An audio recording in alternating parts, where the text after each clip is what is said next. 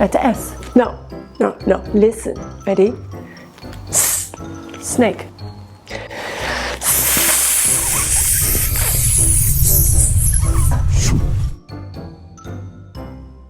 Hi, my name's Gemma Perry and welcome to Mooncake, where ESL teaching is made easy. I post weekly ESL teaching tip videos to help you improve your English teaching. So if you are teaching ESL online or abroad, make sure you subscribe below and hit that notification bell for weekly ESL teaching tips. Also, real quick, if you are new here, say hi in the comments below and let me know where in the world you're teaching. Today we're talking about teaching the letter sounds, and I want to share a couple of fun games that I use to help students practice them. So without further ado, let's get started.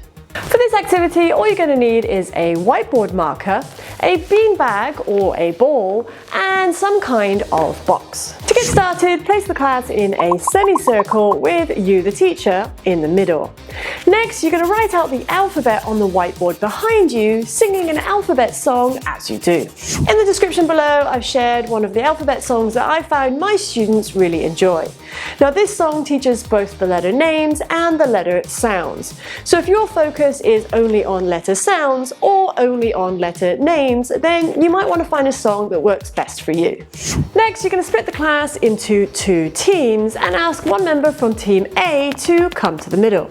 Next, the whole class as a group are going to chant together. What sound, what sound, what sound does it make? Next, you point to a letter on the whiteboard behind you, and the student in the middle has to tell you the sound that that letter makes. If that student says it correctly, the whole team says that sound 3 times. You throw them the beanbag and they get a chance to throw the beanbag in the box. If they get it in, then their team gets 1 point. Now, if working on initial sound recognition, then you can extend this further by having students tell you some different words that start with a letter sound chosen. If you're not sure what I mean by initial sound recognition, then you might want to check out my phonics series, where I talk you through phonics step by step. You can find it linked below. Next, you're going to wipe that letter sound from the board, invite a member from team B to come to the middle, and go again. Keep going again and again until one team is crowned the winner. For this next activity, all you're going to need are some flashcards of both the upper and lowercase letters. To get started, position the class in a semicircle with you, the teacher, in the middle.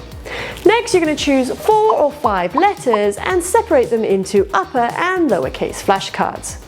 To get started, you're going to have the whole class chant together. I have a letter and it makes a sound. Can you tell me? Can you tell me? Choose one student who was saying the sound correctly and hand them that uppercase letter flashcard.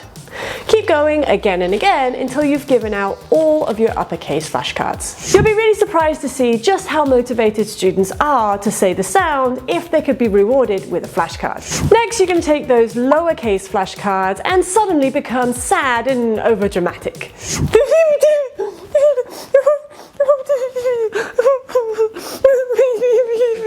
This really helps to capture students' attention and make them laugh. At this point, you can then have the whole class chant together. I have a flashcard and he's lost his mummy. Can you tell me? Can you tell me? Next, have the whole class chant and tell you together who has that uppercase flashcard. Jerry has the Jerry has the That student then hands you the flashcard and you put both the upper and lowercase flashcard on the board behind you. Next, burst into tears and chant again. I have a letter and he's lost his mummy. Can you tell me? Can you tell me? Keep going again and again until you've collected back all of the flashcards. So there you have it, a couple of fun ways to practice drilling those letter sounds. If you like this video, then go ahead and hit that like button and comment with the word helpful in the comments below. If you're looking for some more phonics ideas, then make sure you check out some of my other videos right here. That's it for this video. Thanks so much for watching. You can find me on Facebook, Instagram and Twitter, or if you're looking for some teacher resources such as flashcards or PPT presentations, then make sure you check out the Mooncake English webpage linked below. Other than that, make sure you hit that subscribe button and notification bell for more weekly ESL teaching tips from Mooncake.